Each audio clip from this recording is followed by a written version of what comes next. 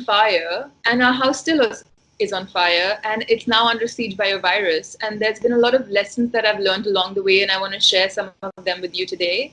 And I feel like now that we're sort of in the unlock phase, we only see more and more cases increasing.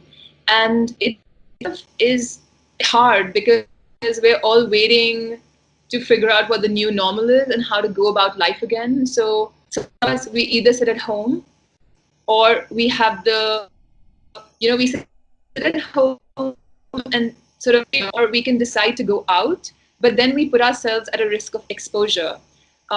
So sometimes it feels like, what is the right thing to do now, right? But for those of us who are privileged enough to not worry about our next meal, I feel like, we can do the more responsible thing and sit at home. Whereas there are people out there who don't know where their next meal is going to come from, and they have to go out and they have to work. And that is the migrant population in India. And I think that is the biggest problem India faces right now. And, we need to understand that what affects the people around us affects us as well. So if our migrant population suffers, we suffer too. And that's why I feel it's really important to talk about our coexistence with each other, and that with the planet and our environment, especially for a future where we wish to go back to some form of normal that we knew.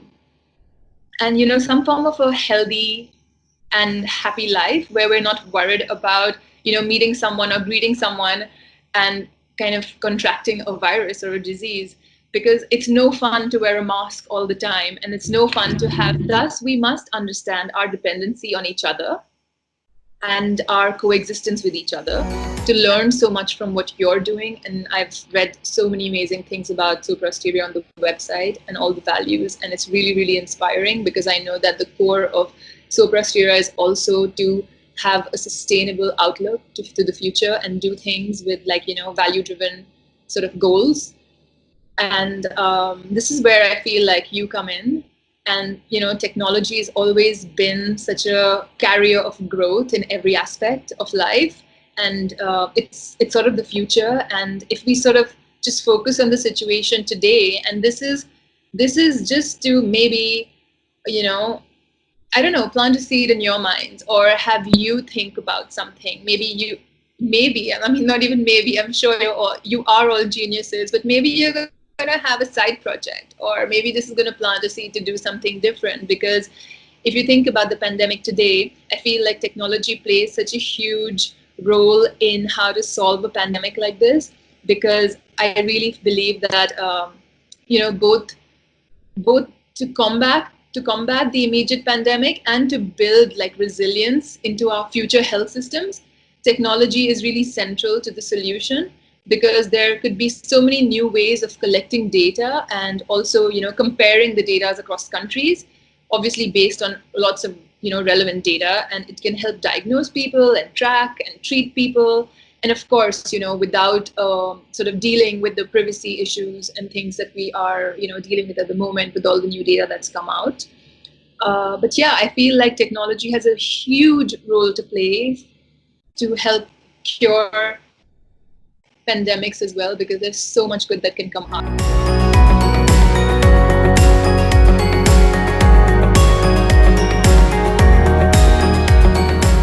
So we all know, every moment we are doing anything on digital world, we are leaving some digital footprint. Whether we are actually accessing something or not, even if we are just carrying a mobile phone, and sometimes even we are not carrying a mobile phone, we are leaving digital footprint. Isn't it strange? I'll just show you what kind of digital footprint do we leave. I'm sharing once again my browser window now, and I'll access the data which is shared by you to Google.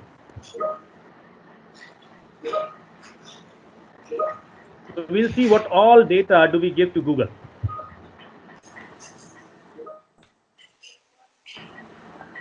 Is it visible?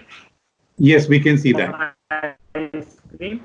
Great. So all of you, just open your browser on your mobile phone, type google.com/dashboard quickly. The moment I type google.com/dashboard, it will start loading my data, which is being taken by Google every second. every second. And what is this data all about? See, it is loading the data. It will take few seconds, and it is data in GBs and TBs. So Google knows. Of course, these are the common things we all know about it, like how many emails, web activity, and all. How many mobile phones till now I have used. I'm just taking you directly to these 3 points: location history, web and app activity, and YouTube history. What all I have done on my mobile, other than web as well, and YouTube history, what all I have been watching, how long, what keywords I have searched and all. So let's see one by one all these things. I'm jumping to location history. And then you can see now Google has my last 12, 13 years of location recorded. These are not discrete locations. These are continuous locations. When I say continuous location, these are every, believe me. And I'll show you all that here. Now, these are locations wherever I've been to. So since then, I've been using a smartphone. I've been traveling to different countries, and all these locations are here, from Norway, Sweden, UK, Ireland, Spain, wherever, Jordan, Saudi Arabia, Singapore, and in India. These all are location data points. Now, I can see my location of any date of last 12 years. So I'm just jumping quickly to last year. So we can choose here any year, 2019. Suppose May, and then a date maybe 17. So the moment I choose a date, 17th May 2019, it starts loading my entire location history of that day. You can see that I'm in Copenhagen, 17th May, Friday 2019. I'm staying in Cabin City Hotel. I started 10:30 from the hotel, took a drive for 5.9 kilometers for 19 minutes. Then I reached to Embassy of India. I was invited there. I met Ambassador Mr. Amol Gupte. I took few pictures. Now, whatever pictures, whenever I am taking these pictures, these all are mapped to my timeline. I'll request you guys to mute your microphone, please. So all these pictures, I have not asked Google to map it with my timeline. This is happening automatically. Then what time I left that place, I reached to a restaurant, had food with few of my friends, again took few pictures, reached to my hotel, and then again took a taxi and reached to airport, came back. Now, this is continuous location. I can replay it, like every second of location is recorded here. IT Act, we have very good sections which empowers you a lot. So now, especially for women and children, and these are the cases which is normally reported to me. And there are special, very clear sections. Section 66C, 66D, 66E and 354D.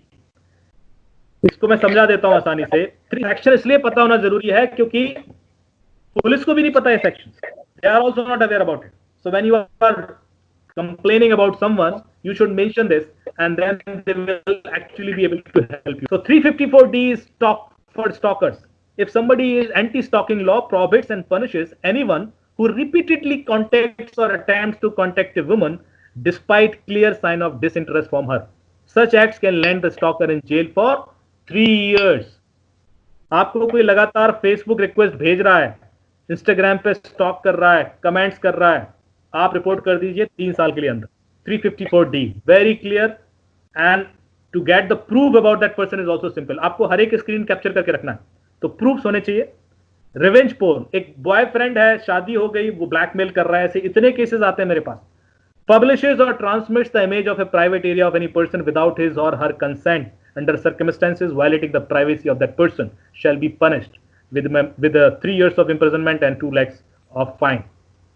66D, enough is enough. Angel Priya, if somebody is impersonating somebody else, वो अपनी identity hide करके बैठा हुआ है. Illegal impersonation by any communication device. एक लड़की बन के कोई लड़के आपसे चैट कर रहे हैं और परेशान करते हैं. Basically making and operating fake account. जितने लोग भी फेक अकाउंट्स बना के चल रहे हैं उनको 3 साल की जेल हो सकती है. 66C, कोई भी आपकी आइडेंटिटी चुरा लेता है, आपका ही क्लोन बना के एक फेसबुक पे चला रहा है या ट्विटर पे चला रहा है कहीं पर. So this provision of is for the under the Indian constitution deals with identity theft cases. And this identity theft involved not only social media identity theft but financial identity theft as well. कि आपका SIM card cloning हो गया या आपका credit card cloning हो गया, कि किसी भी तरह से आपकी कोई भी आइडेंटिटी क्लोन होती है, this person will go to jail for 3 years minimum. So these things you should know.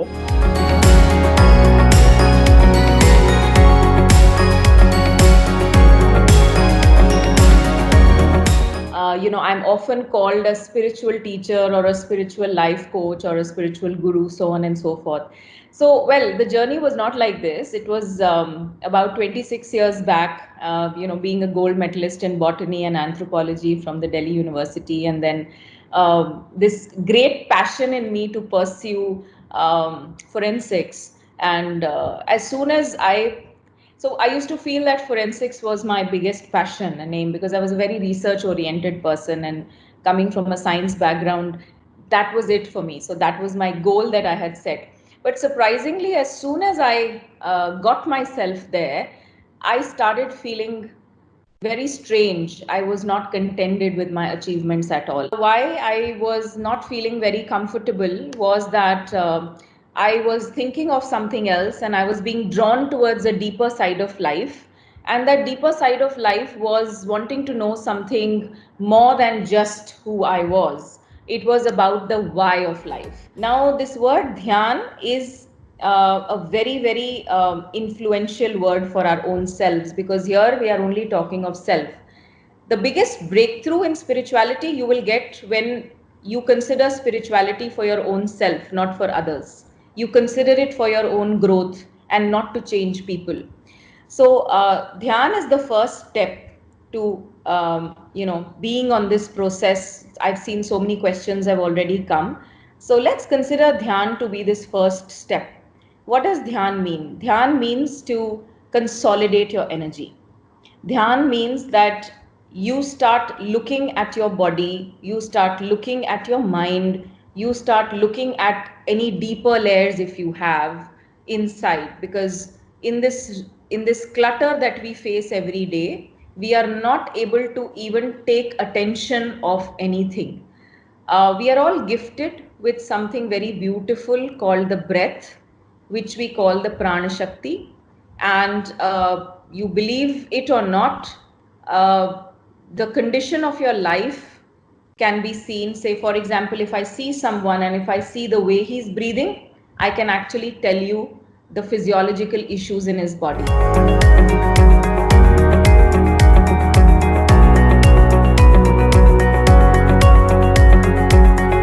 हमें हमेशा एक्सक्यूज़ लेने की आदत होती है, और जब हम एक्सक्यूज़ लेने पर उतारू होते हैं तो हम कोशिश करते हैं कि अपने आप को हम खुद ही सर्टिफाइड कर लें। और हमारे सबके पास में एक बहुत बड़ी लिस्ट होती है एक लंबे चौड़े एक्सक्यूज़ की।